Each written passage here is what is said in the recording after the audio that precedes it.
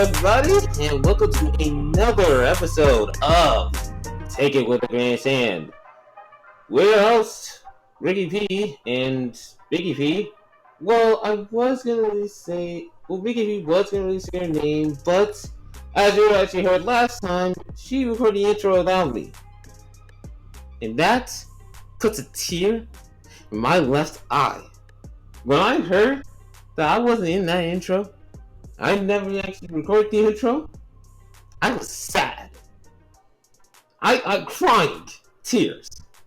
So, I was thinking, what if I took over the intro? Just me. And that's exactly what I'm doing. Oh, we got a lot in store for you.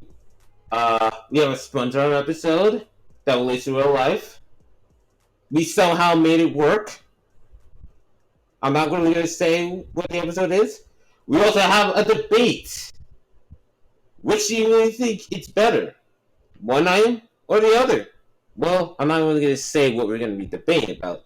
You just have to listen to find out. And as for the third segment, and the fourth one, I think we did four. Did we do four? Yeah, we did four. Well, you're just going to have to listen and find out. Now, of course, hopefully this doesn't happen again to where one of us has to do the intros. So hopefully Mickey P will actually learn her lesson, call me up just to do an intro. And this doesn't leave me behind again. I do not want to be crying in the corner again. I ran out of tissues. I used up all my tissues. I got at least not even kidding, 10 boxes. They're all gone in less than 30 minutes. That's all I have to say. Without further ado, let's get started.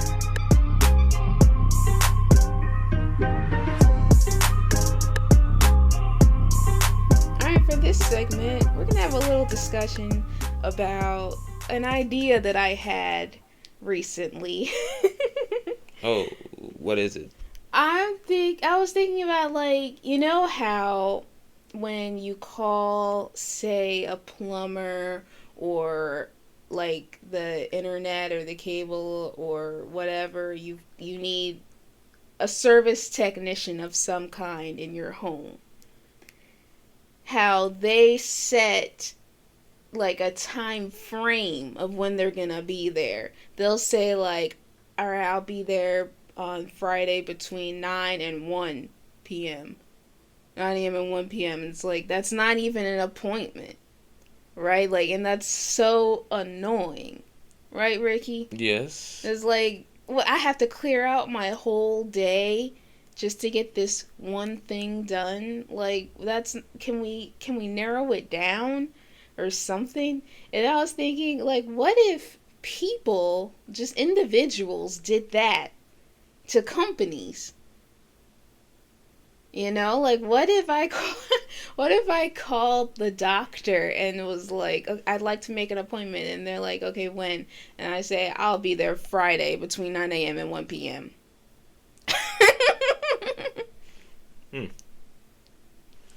I can see that happening. You could see that happening? They would laugh at you. They would hang the phone up. Why should I, clear up my schedule for them, but they can clear out their schedule for me? It should be it should be the other way around. I think that everyone should just make more specific time frames rather than giving a 6-hour window. I'll be there on Monday at 10:30. All right. Why doesn't everything just be more specific? Not the other way where everyone's just giving large time frames. No, that's just how life is. That is not how life is. It's unacceptable. I'm sick of it. I'm going on strike. Okay, yeah, go on strike. Where are you gonna go on strike? I'm boycotting. Where? Where? I'm gonna boycott these companies. I don't care what I gotta do. I'm gonna start a movement. It's absurd. It's ridiculous. And I just won't stand for it any longer. They're not gonna just keep wasting my time. You're still giving them money.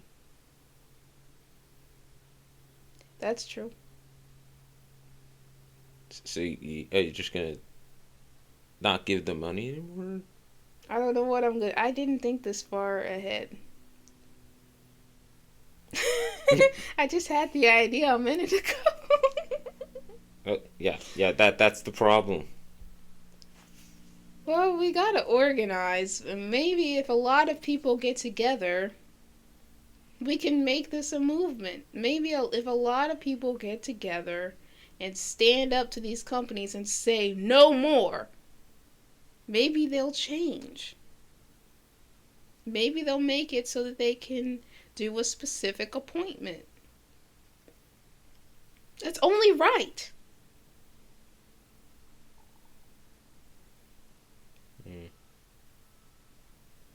But will people do it? That's the question. Is if I can get people on the bandwagon. I can't be the only one upset about this. It cannot just be me. Alright, listeners, listen up. We're getting together. We're gonna boycott. I want you all to write strongly worded letters to your phone provider, your internet service provider, your plumber, your electrician, your HVAC person, your dishwasher repair person. I don't care. Any company, any service where they will tell you a time frame rather than a certain time that they're going to be there. Even if you don't need them right now, let's just write them a letter and tell them that they should change their policies. And if we all get together as a collective, maybe they'll listen. And then the next time you do need their services, they'll tell you maybe a 30-minute window of when they'll arrive. I can deal with that. I'll be there between 11 and 11:30. That's great. But this 9 to 3, that's just ridiculous. Come on, get outraged. We're going to fight back. All of our voices together. This is how you create change. Yeah. We should definitely do that. Yes. Alright. Is that the end of the segment? I think that is it. I don't think I have anything else to say about that. No.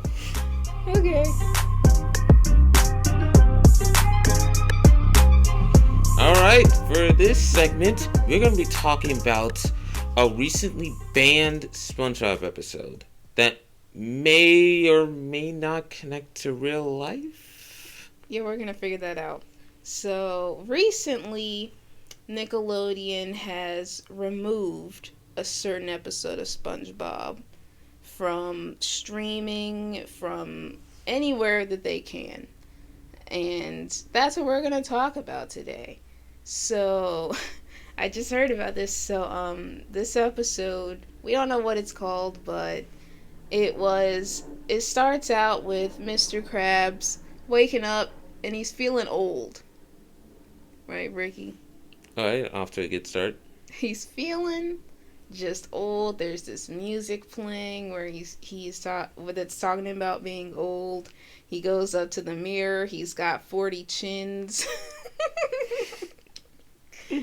And then he goes out and he goes out to the table and he asks his daughter Pearl if she thinks he's old, and she's like, yeah. think you're old. But Daddy, you're supposed to be old. And she gives him a pill the size of his whole body. He's got to gulp it down. And then he goes to work at the Krusty Krab. He's sitting at a table, and the Krusty Krab, and in the distance he can hear a mother and son talking, right? And the son is like, this Krabby Patty tastes funny, and the mom is like, oh, no wonder it tastes bad. It's all old and crusty, like that man over there. She points at Mr. Krabs. Now go put that thing in the trash where it belongs. And, that's not helping. But then how about you tell him what happens next, Ricky, when Patrick comes in? Oh, yeah. Him and SpongeBob were actually talking about a very exciting night that they have planned. And they were yelling. Yes.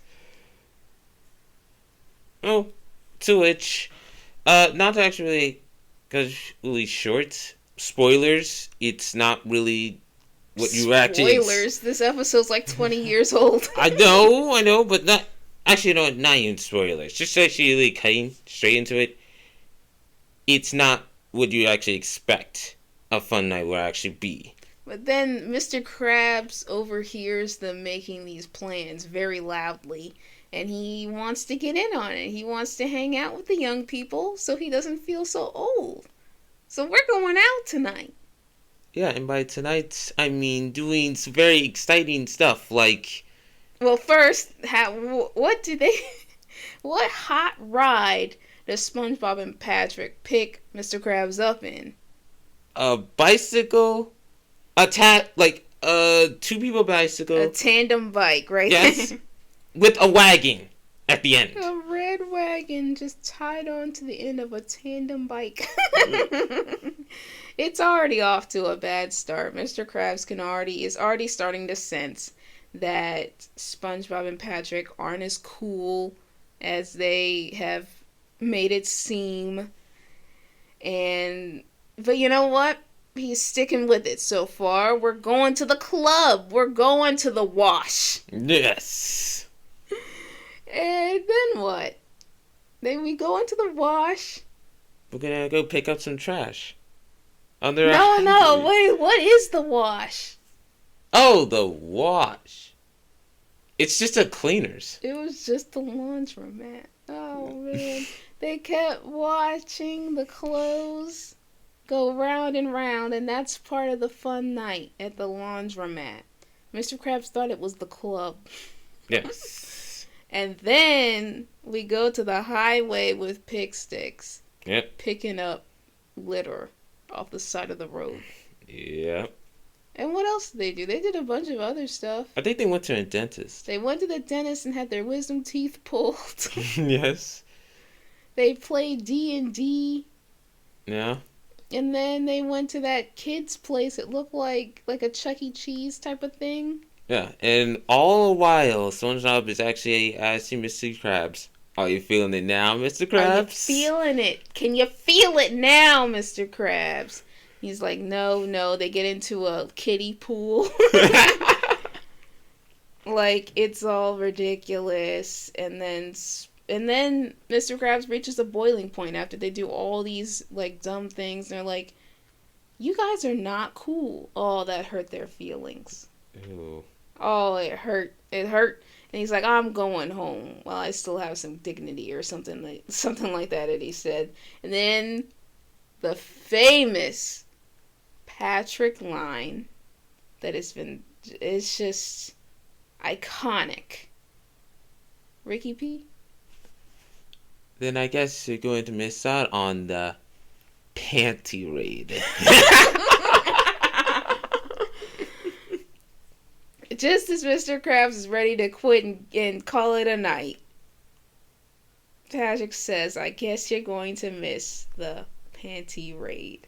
And that just changes everything. Okay, now Mr. Krabs is back on board. Yes. We're gonna go to some girl's house and steal her underwear. the panty raid. Yeah. And now Mr. Krabs is all in on it. And so now we're going. We've crawled into a window. We're giggling. And then they go into the drawer and pull out this big old pair of briefs. Wow. And it was all fun and games. Until the lights cut on, which reveals it was Mr. Krabs' mom's house. And yeah, Mr. Krabs' mom walks in. It's like, Eugene! Oh my god. It was so funny. And I was just like, and then Mr. Krabs says to SpongeBob, why did you tell me this was my mother's house? He said, you didn't ask. And I was just like, you don't know where your mother lives? Yeah. How do you not recognize your mother's house, Mr. Krabs? Yeah, I think it was like a pink anchor. It was exactly. It was literally an anchor. Like, there's only 2 houses in town shaped like an anchor. One is his house. The other is his mother's house. He ought to recognize his mother's house. Yeah. He shouldn't have to be told that it's his mother's house. And then we kind of wrap up. Mr. Krabs is grounded. And his mom makes him go to his room. He's grounded for breaking it. Breaking in. And, yeah, that's kind of it. And this episode has been banned by Nickelodeon. They don't air it anymore. They don't stream it anymore. I don't even think that... I think they said that they don't even include it if you get the SpongeBob DVDs now that has that season. I think they've removed it from that as well. Alright. All because of the panty raid. Which kind of, to my knowledge, I think that's the only time I ever heard the word panties in SpongeBob was just that episode. Yeah. Yeah. And they're saying, like, it doesn't send a good message to children. But the thing is that, like, that episode had been airing for, like, 15 years or something like that. And I mean, have we had problems so far? The kid's been going out doing panty raids because of this episode of SpongeBob? No. I don't think so. I mean, it probably would have happened, and it wouldn't have just been, like, solely SpongeBob. It would have been a creepy kid that was going to do it anyway. Yeah. So, I guess connecting this episode of SpongeBob to real life, the connection is that they've removed it because of real life. I think that, things are just getting so much more sensitive than they used to be that you can't even joke about stealing panties, which is not really, like, is anyone really, like, hurt by that? I don't think so. Obviously that's bad to do, but I don't think that they're acting like kids just do everything they see on TV. And that's not the case. That's not the case. I never thought of acting out. You know what? There was only one episode of SpongeBob that I acted out in real life. And that was Secret Box. Yes. I made my own secret box. And that was the only episode of SpongeBob that I acted out. Because I had a shoebox and I made it into my own secret box.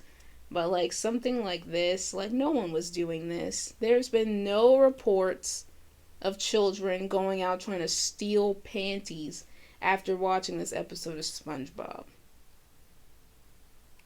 So it's a little bit ridiculous that Nickelodeon's getting rid of it. Mm.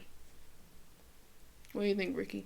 What I really think about this is just that, really, it's not really the network's fault on this ordeal. And if the kids are really going to do it anyways, where are the parents? Like, if there's going to be controversy about certain stuff happening, why aren't the parents being questioned? I think that it has to do with nobody wants to parent anymore. They want others to do their parenting for them. They want the government to do it. They want the schools to do it. They want all these other places to protect their kids from the realities and harmful things and keep them out of trouble and this and that, rather than them sit their own kids down and tell them right and wrong. Yeah. And tell them, the realities of life. They're like, they should be getting this from school. And so I think that's a big part of it. Whereas that didn't used to be the case. I think that, like parents just expect everyone else to raise their kids. They should be getting that from, like, the government should protect them from seeing bad stuff. And, having a bad influence. That should come from the television networks. The internet should be protecting them from the internet. Like, that's, like, kind of the whole thing. And I think that's why it got banned. Because parents are probably complaining that it was setting a bad example for their kids, when they should be telling their kids, like, hey, this was wrong. And also, I think it's important to note that at the end of the episode, it didn't work out for Mr. Krabs. Yeah. He got grounded as a grown man. It was a negative consequence. He got punished for his actions. I don't think that glorified what he did. Yeah. It actually showed that what he did was wrong because he got punished. So I thought that it was a good lesson. That's my 2 cents on it. So there you go. The banned episode of SpongeBob. We broke it down, we analyzed it, and we connected it to real life. Oh, that's a plus.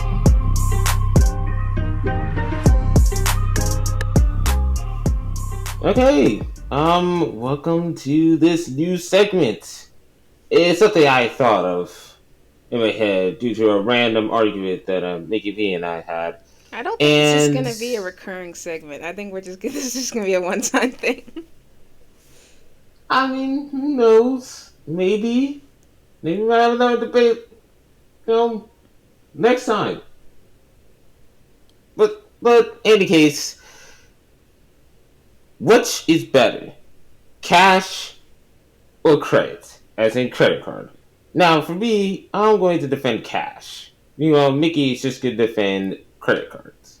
And when I say credit card, I don't necessarily just mean like a physical piece of plastic.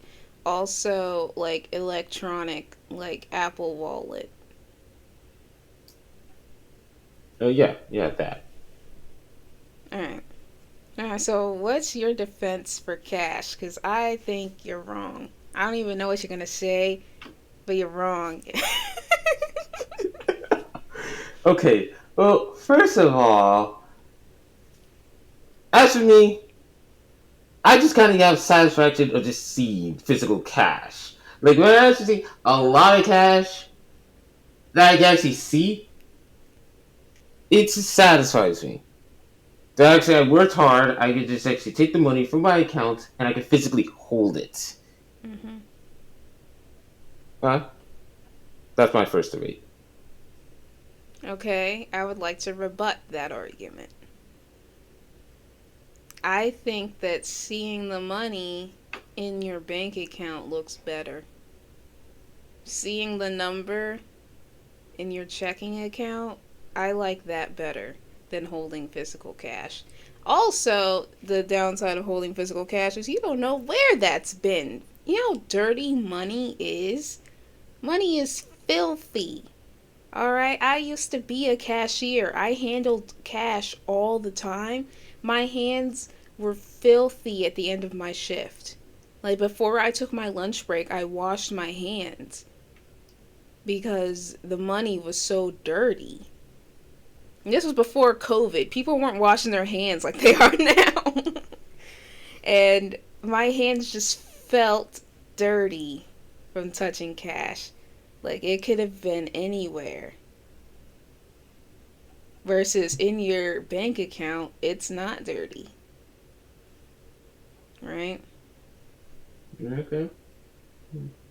Alright. Another benefit that I have with cash is that you can't really trace cash anywhere. Can't trace. Now, yes, let me explain. Now, supposedly, what if I bought something that I didn't want anyone else to know I bought? Or, Drugs? yeah, that. Yeah, it's very illegal stuff. Or, in my case, alcohol, because at the time of this recording, I'm still not old enough to drink. I will be in a couple months from now. But what if I actually bought alcohol? Now, normally, I can actually just fake my age. Let's just say I actually had like ID, and I faked saying that I was born in 2000. Well, I'm actually born in 2001, and they found out that uh, I faked my ID that to only get this alcohol. Now, what police automatically actually check for is my bank account to see my latest purchases. If I use the credit card, they're actually going to easily find out that I bought this alcohol.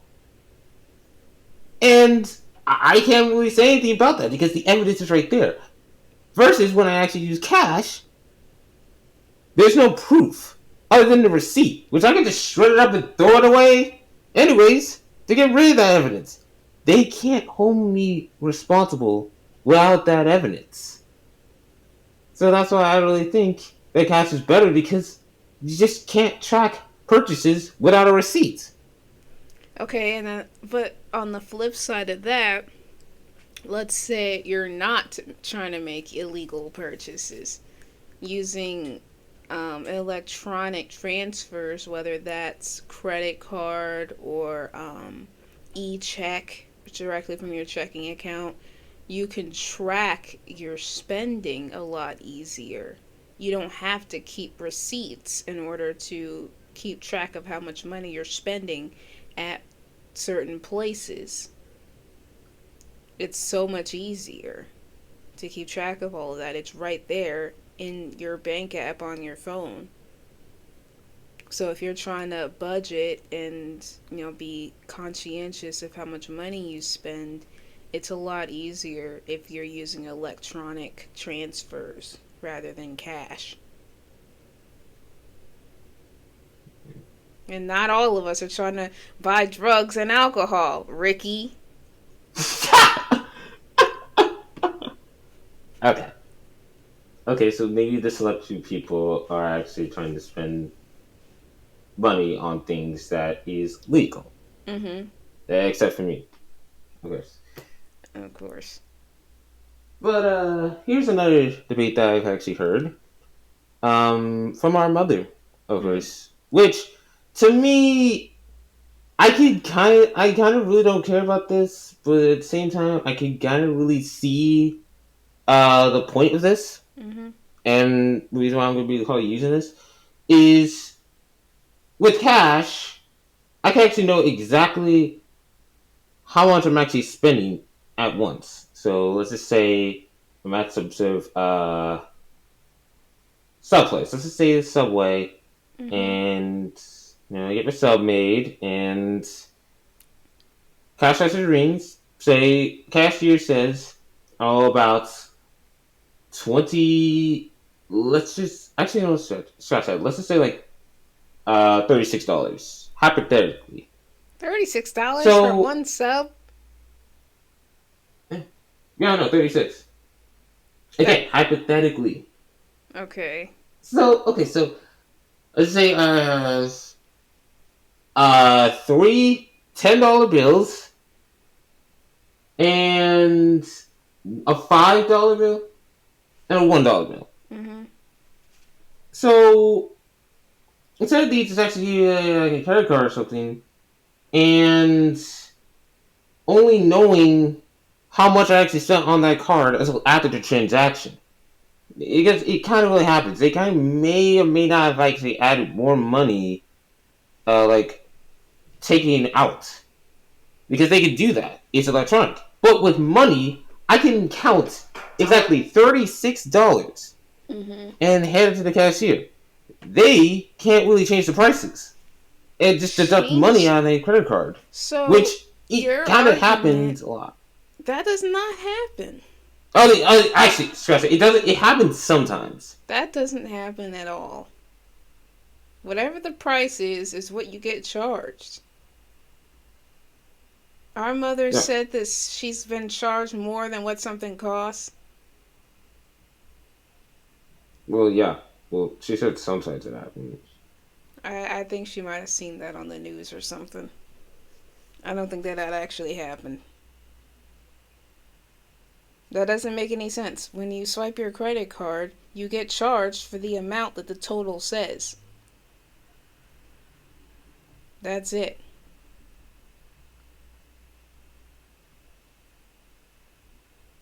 So I don't see Yeah. how you could be charged more. That doesn't make any sense to me. I don't think that that's right. Something doesn't add up. Now, here's a benefit to credit that you can't possibly replicate with cash. Okay, what is it? Cash back. Every Yeah. Okay. Okay. purchase I make on my credit card, they give me some cash back that I can then use. You don't get anything back for using cash, right? Yeah. So, credit. Hmm. I'm trying to think of any other bit, other like arguments, but I will kind of give at least one side, like a side benefit to Mhm. credit, because although credit, it's gonna be probably in the future, and although it is an easy way to make transactions because it's used for practically everything at this point, like buying things online Mhm. is much more easier with credit, and now online services are transitioning to credit, even though they already have been transitioning to credit. So, uh, seems to me that credit is actually going to be like a form of future, and cash is just really going to die out. Mhm. But at the same time, though, there are certain ways to actually still use cash, and there are still ways to still use cash. Well, for me, anyways. And I know there's already a way to actually use this as credit, but for me, anyways, it's public transportation, which is the city bus, and it still uses actual cash. So, what I'm basically trying to say is that cash is still being integrated into normal society as of right now, coexisting with credit. So there are still people still using cash today. Yeah. I'm not saying cash is out. I'm just saying credit is better. Yeah. And here's another benefit to credit over cash is I mean, let's say you're mugged. If you get mugged and your cash is stolen, it's kind of gone, right? There's no Yes. recovering that. But if your cash is stolen, your money is stolen out of your bank account, or your credit card is used fraudulently, you can be reimbursed for that, and you will be more than likely. Your bank will stop those transactions and reimburse your money, and you won't have to pay a cent of that. So I think that that's a big benefit of electronic money over cash. You can't prove that it's yours like you can from your bank account. So there's Mm. no way to get it back if someone steals it. I mean, Like with your card, like you can freeze your card too, like if you lose it. You can freeze it so Yeah. the transactions are stopped. You can't freeze your cash if it's stolen, right? Yeah. That's Yeah. just gone. They can use that now for whatever they want to do with it. Hmm. I mean, you could just like write initials down on the That cash. means nothing. You Oh, still can't get it back. That's not going to help you get it back.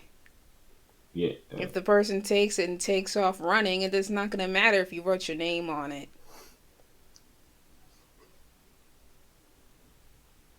Right? Hmm. So that's why Yeah. I think that electronic money is superior. Well, here's my final argument. You know how you actually watching, Instagram, YouTube, of people actually flexing their cash, or yeah, and like music videos flexing their cash. Sure. Yeah. You can't do it with credit, and plus, yeah, I could because with cash I could throw money in the air. That's This kind of not. goes back to the first two arguments I actually had, where I can actually touch the money. I would actually like to throw my money up and then watch it just fly up, and then watch it fall to the ground. All right, It's a Rihanna. That's I what was kind of like Rihanna said. I was kind of look. It's impossible to do it with credit cards. So it What do you want me to do? Watch it all Just fall out take. from the sky. Put up, put up. Watch it all fall out. That's what Rihanna was saying. Yeah, that's talking about money. I mean, what do you want me to do? Just take a credit card out and throw it up in the air? You Or don't fall have down? to do any of that. That is. Of course, I'm not going to do that with a credit card because it's just not satisfying. You have a bunch of cash, throw it up in the air, and it rains money. Ricky, this is not a good Yes. argument. This is not a good argument. This is a non-argument. Can't throw it up in the air. Here's how Yeah, you can't throw credit cards up in the air. flex with a credit card. You buy stuff you can't actually afford. That's how you flex. You take your credit card to the Gucci store, you get you a Gucci belt. That's flexing with a credit card. You can't even buy a Gucci belt with cash. What, you gonna sit there counting out 20s? Counting out your $10 bills? A few $100 in $10 bills? That's not flexing. Then you just look broke. What about that, Ricky? Without buying expensive stuff. If you go into the Louis Vuitton store or the Balenciaga store with a wad of cash, that looks broke. But if you go in there with your credit card, then you're flexing. Okay. I could see that. But here's one thing. You know you have that credit card meaning you're borrowing money for your account. But then you have to actually pay all that money back anyways. But with cash, all I do is just pay for it once. I don't even have to worry about paying it back. That's true. You do have to pay it back, but at least it's not your money that you're spending. Like, if you overspend on your credit card, you just know that you're going to have to make extra payments. If you overspend your checking account, you might have spent your bill money. If you spent your rent money because you spent too much ordering Uber Eats or something. And you've accidentally spent your rent money.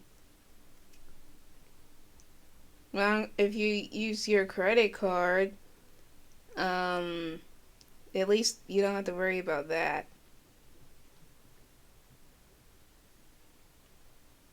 No. I think we've come to the end of this segment. We gotta decide which one is better. We've argued for several minutes now. Cash or credit? How about we both say our answer on 3? Okay. 1, 2, 3. Credit. Cash. Neither of us changed our minds. What? I thought you were gonna say credit. I thought you were gonna say cash. Why would I say cash? Why would I say credit? I refuted all of your arguments, and I had more arguments than you to say that credit was better. Man, I'm still sticking with cash. I've determined that credit is better. I just proved it on this show. Take it with a grain of sand. Take it with a grain of credit. No. Okay, you know what? I think I know how we can end this debate. Okay. The audience has to decide who's right. All right. Let us know. Sound off in the comments. Cash, credit, crypto. We didn't even talk about crypto, but if you like crypto, let us know. Yeah, crypto. Crypto. Oh, great.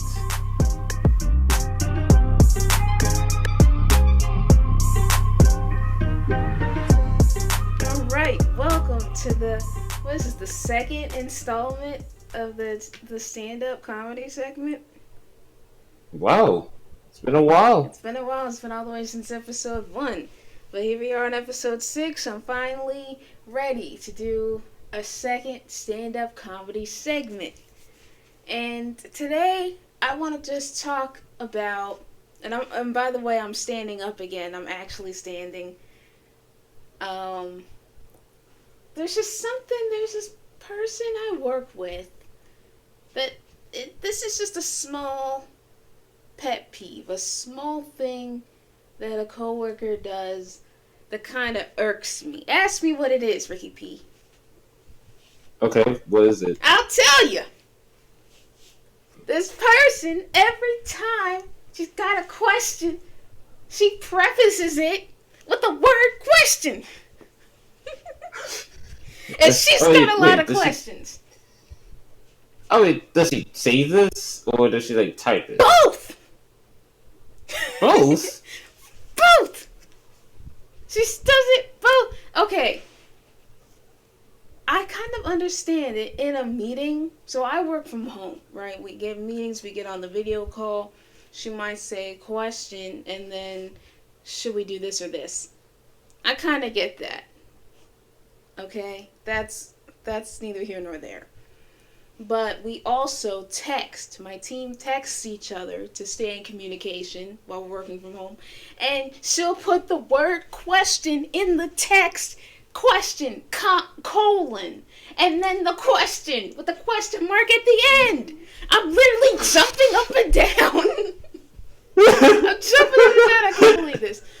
In an email. Ricky, in an email. She'll put question, colon, is this right, or whatever the question is. I'm just like, does she think I'm stupid? Does she think we're all stupid? I'm so dumb. I don't know what a question looks like when I read one. I mean, maybe she does think that way. She must think I'm so dumb. That you don't understand. This is a question he asked. I don't know what a question is. Nobody, I've never seen this before in my life. I'm telling you. And every time I've ever gotten a text with a question, it's just the question. I've never seen this. It's ridiculous. I can't figure it out why she feels the need to do that. I don't know. Alright. And if you're listening, no hard feelings. You know who you are. You're a pleasure to work with. But why do you tell me it's a question before you ask the question? Question? Why do you keep using the word question all the time? Question mark. Wait, she actually puts question mark? No, she puts in a question mark at the end. At the end of the question? Yeah. Oh, I was about to say. No, she actually puts question And it takes the word question mark at the end of question. It's not that outrageous. Write some words, question mark. No, that would just, I would actually have to say something if that were the case. I wouldn't just be ranting on my podcast. I would actually have to say, like, why are you doing that? No, it's not that bad. But yeah, I think that's it for that segment. I just wanted to hop on here and do some stand-up about my real life. Yeah. Well, all I gotta say is, can I have a question before I say what I'm about to say? Sure. Okay. Question. Do you put question before a question, y'all? Yeah, let us know. Yeah, that's basically it. Period. Sentence. I hope you enjoyed this stand-up comedy segment. Question. Will you let us know that you enjoyed this stand-up comedy segment? Period. Alright, that was pretty good. Alright, that's it for today's episode. Remember to stay tuned for our next episode, and also remember to always take it with a grain of sand.